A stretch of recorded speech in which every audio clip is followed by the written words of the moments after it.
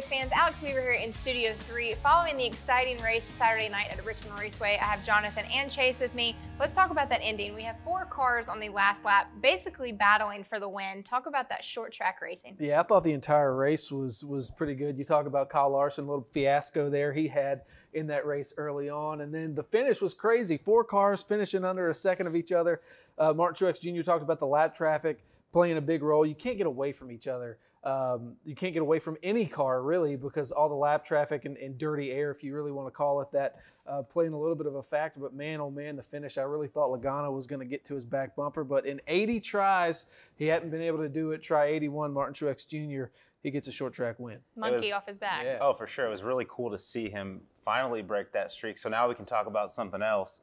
Great finish, but Logano was right there. And that's a second finish. Logano's been that close because he won at Vegas, and his teammate, Brad Keselowski, almost beat him to the line. But now he's on the other end at Richmond, coming up just short. Now we've seen Joe Gibbs Racing and Team Penske kind of dominate this year, basically winning every single race. Joey and Martin, we've also seen battle before last season. Do we think that Logano should have dumped him? He could have gotten there if he wanted to, from my perspective. Now, whether it was different behind the wheel, I don't know. But it just seems like to me that he cut him a little bit of slack. Truex even, gave him credit for that in this post-race press conference. He drove me as hard as he could without hitting me, which, that's what I always expect. And that's kind of how I've always raced him. I don't know if we're cool, but, I certainly have a lot of respect for Joey as a person and his accomplishments. And I really appreciated the way he raced me tonight. I don't know if he tried to hit me or not. Maybe he didn't. Maybe he did. I don't know. I was kind of hoping he would at least, move him a little bit. But it looked like the 22 came across the start-finish line a little bit sideways. So he was trying everything, all but hitting the back of that 19 car. And the fact that he came across the start-finish line sideways is the reason why I believe Joey Logano gave it everything he had. Could he have maybe just kind of not touched the brake as much going into turn 3 and just tried to barrel it in there and see what could happen? Sure, he could have if he wanted to race like that. But it was a true act of a champion to give it all he had, but still in the end come up just short. And I don't think he really had much left. But I think it did gain Martin's respect a little more. Not that I don't think they'll ever be cool. I don't think there's ever going to be a friendship there. But I think he did get a little bit of Truex's respect back. If Joey Logano didn't have 2 wins already, the 19 car probably would have been in the fence, or at least finish in second place. Joey Logano would not have let that slide. And you can kind of see, I was scrolling through Getty Images today, and some of the shots of Joey when he got out of the car, you could tell it was kind of getting to him. Nobody wants to finish second, and I think that's, one of the things that really makes Joey as competitive as he is the fact that he hates to finish second almost as much as Kyle Busch does. So I do think if the 22 was winless, we would have a different story on our hands. Now, not to take away from a 1 out of 81 win for Martin Truex Jr. at a short track, but I think one of the biggest storylines coming out of this weekend was Brad and Joey were a little ticked off at each other on the scanner. Caught a frickin' there. Way to go, Brad. Way to frickin' go. It's serious when Logano throws a frick out there. That's basically a cuss word for Joey Logano. He cussed on the radio, pretty much. I don't think it's really anything to look at. It was just heat of the moment type thing. Just kind of Brad took a different line and kind of screwed up both of them. And in the end, Joey still finished second, so he still got a good finish out of it. But I think they probably talked about it. It's probably already over, in my opinion. When you have a button, you can get hot on the button, kind of vent your frustration. It's going to happen. After the race, I think Logano was still a little bit irritated. He said he was going to talk to Brad this week. And, who cares if they talk about it? Who cares if they're still mad? It was a great moment in that race. And just because you have a teammate doesn't mean you're always going to get along. Just because you're teammates doesn't mean they're going to let you by. Those Penske teammates race each other harder than anybody out there on the racetrack. Last week, I was talking about Blaney being a little bit too nice, and, I think Brad and Joey, they will race each other hard, and they're not going to wreck each other because they have too much respect for each other and Roger Penske. But, I mean, sometimes it's good to get mad at your siblings, so to speak. It's going to happen, right? You live in the same house. You all have the same stuff. It's going to happen from time to time.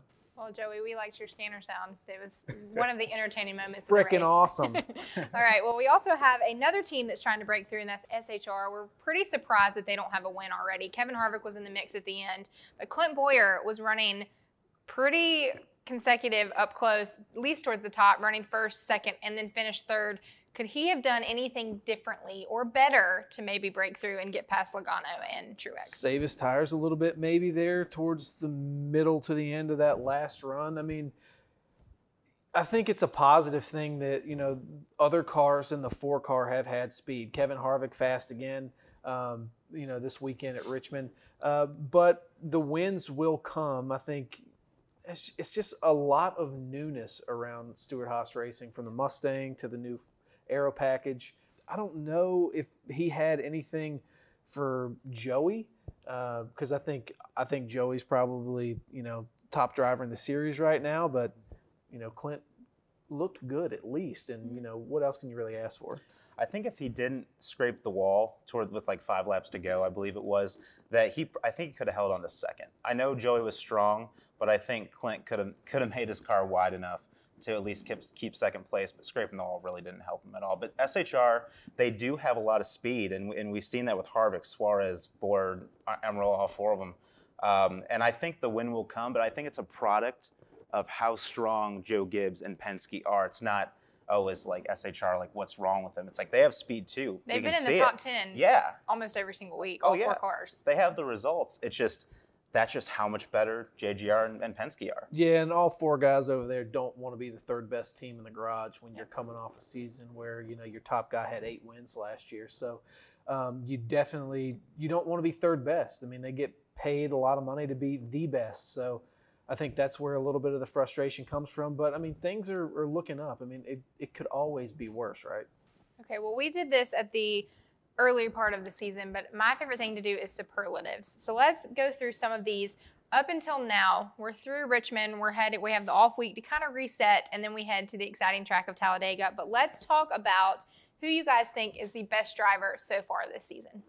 I think it's Joey Logano. I think, you know, he doesn't have the wins that Kyle Busch has, -1. But he also doesn't have the mistakes that Kyle Busch has. Yep. I mean, you know, Kyle had a pit road issue this week. He got lucky at Fontana and ended up winning number 200, overcoming a pit road issue. I think Kyle Busch is up there. It's a close one too, but I think Joey Logano is just so consistent and just smooth. I think, you know, he falls into there. And earlier this year on the show, we talked about who we thought was the best driver. And I said Brad at the time because he wasn't making mistakes. So I think it's kind of an interchangeable with those 3 just being on top of their game. And right now, the past couple of weeks, I think Joey's the one to beat. Chase has a disagreeing face. face. I totally disagree. And I love disagreeing with you, too. It's my favorite thing. I'm going to go with Kyle Busch. So, I mean, 3 wins, 6 top 5s. He's finished in the top 10 every single race so far this season. So I'm going to agree a little bit more with Chase than you on this. I also like to disagree with Jonathan Merriman. But I think the 18 crew is possibly the best in the garage. We see Kyle have the mistake on pit road. That was a speeding mistake on his part. And he comes back all the way from 30th. And we basically spent most of the race of Richmond watching that 18 car navigate his way through traffic to get right back up into the conversation of possibly winning the race. And he got in the position because of his number 18 pit crew and has been in several of winning positions because of them. Bristol, for example, we spent on lap 2, and they somehow find a way to get him back in the race and ultimately win the race. So I think the Joe Gibbs number 18 crew is the best pit crew in the garage. What do you have to say about that, Merriman? I mean, I'm still on the driver thing, and I think back to Vegas, and I think back to this weekend. And if Kyle didn't have such a lead foot on pit road, it's a team sport, though. Yeah, it's a team sport, but he's the one with the steering wheel in his hand and his foot on the gas pedal. So he could be sitting at 5 wins right now if he didn't speed on pit road. Well, Kyle Busch, when you win the championship, you can thank me for it. Yeah, come look for this guy. It's all her. All right, who is the biggest surprise so far this season? I'm going with Daniel Suarez. I mean, I just think if he's 12th in points right now, he's got 1 top 5, 4 top 10s. In comparison to his, you know, first 2 years at Joe Gibbs Racing, I don't think he's ever started off this hot. Now, granted, you know, you can argue, we'll look at the 19 team in Truex, and they've got to win, and they're running just as consistent. But, you know, Suarez, I mean, he's a young guy. He's in his 3rd full-time Cup season. And his career is on the line over there at Stewart-Haas Racing. That's his mentality. He knows that. I think he's thriving with the pressure. He says there's not pressure because he's confident There in his is equipment, pressure. but there's got to be pressure with that, and he's performing at a high level, and he's performing with guys like Clint Boyer and Kevin Harvick, and is running up there towards the front. So when you have that type of equipment, when you have that type of resources, he's doing exactly what he needs to do. I did not see that coming at the beginning of the year, so Suarez is my biggest surprise. So now his move to SHR. Good pick? Oh, Good for absolutely. him? Okay. Yeah, I think it's so much better. I interviewed him last year when he was trying to get in the playoffs, when he was still racing the 19. And he said, he's like, yeah, there's pressure, but I like pressure. I thrive off of it. And that's what we're seeing this season. He had the pressure to go into that 41 car, and they're expected to run top 5, top 10 every single race. My biggest surprise, I'm going to go the other way. I think it's the fact that Ryan Blaney hasn't won a race yet this season. That's my biggest surprise. Bristol, he led the most laps. He finished, I believe it was 4th. He's had other opportunities to win. Phoenix is another one where Kyle Busch stole the show there. Really strong in Martinsville, which he's never been that great at. Yeah, and I know that Richmond's just bad for him, and he'll be the first one to admit that. He has four top 5s this season. I think he's right there. He's on the cusp of winning. So why no win yet? Because he's too nice. He can't close out right now. I do think Ryan has been too nice. Yeah. There's been a lot of instances where I think he could have at least had a better position than what he got. Not saying that his position was bad, but stop being so friendly. All right, let's look at the best on-track moment this year. A lot of storylines, a lot of interesting moments that have happened, but what is your favorite on-track moment? Stage 1 and at Bristol. I thought that was insane. Ty Dillon outrunning a Stewart-Haas racing car of Clint Boyer. Clint, I think he was on fresh tires as well, and Ty Dillon stayed out. So and Geico Chevy, yeah, I thought. Speed. Yeah, I thought that was pretty crazy. It was a good moment. I thought, afterwards, what he had to say after the race about just, I guess, growing as a human being. It's tough because we put so much of our life into this sport, and you in the past I rode the emotions of the ups and downs of where it told me I was, where I finished, and I used to go back to the motorhome and cry to my wife about not running good, and I've changed my faith, and not changed my faith, but it just started my walk with God, and my perspective's changed so much on this sport and who I am. It's more about who I am and my platform to reach people and to be a better man on and off the track than to worry about where I finish.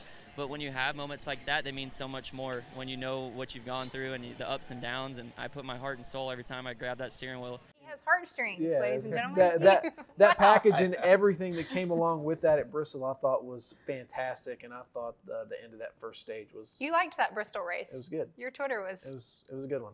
You can always tell when Merriman likes to race when he can see more Twitter tweets. fingers get really excited. Yeah, it's great to see. For me, I'm gonna go Kyle Busch again. I've been loving him on this segment, but I think that his 200th National Series win at Auto Club, it just had that special feel that we witnessed something amazing and something we might not see it ever again. Who is the driver that is, or team, we can go driver or team, that is most likely to break out? 2 guys I'm waiting on to break out because I think it's eventually going to happen. Ryan Preece, I think he is a rookie. He's in that rookie season, but I do think if one of those rookies is going to win, it's going to be him. I'm waiting for him to kind of grasp onto this package a little bit more. Yep. I think William Byron probably has the most poise. He has been up front, relatively often over the past 3 or 4 weeks. We're looking at maybe the next driver to kind of take the reins away from a Kyle Busch or Joey Logano, Brad Keselowski, and start winning. It's Martin Truex Jr. I think that him and crew chief Cole Pearn really showed the speed at Richmond. I think that's going to continue to build, and I think he's going to be the next guy to like rattle off some more victories and kind of take the momentum away from his teammate and the Penske cars. But as far as somebody who hasn't gotten a win yet, I'm going to go with Ryan Blaney. He has too much speed in that number 12. You can't hold him down for that long. And like you guys said, if he's just be a little mean, I think he has it in him. All right, well, Richmond put on a good show. Now we get to rest up. Happy Easter, everybody. And then we head to what is the craziness of Talladega. We'll see you guys next week.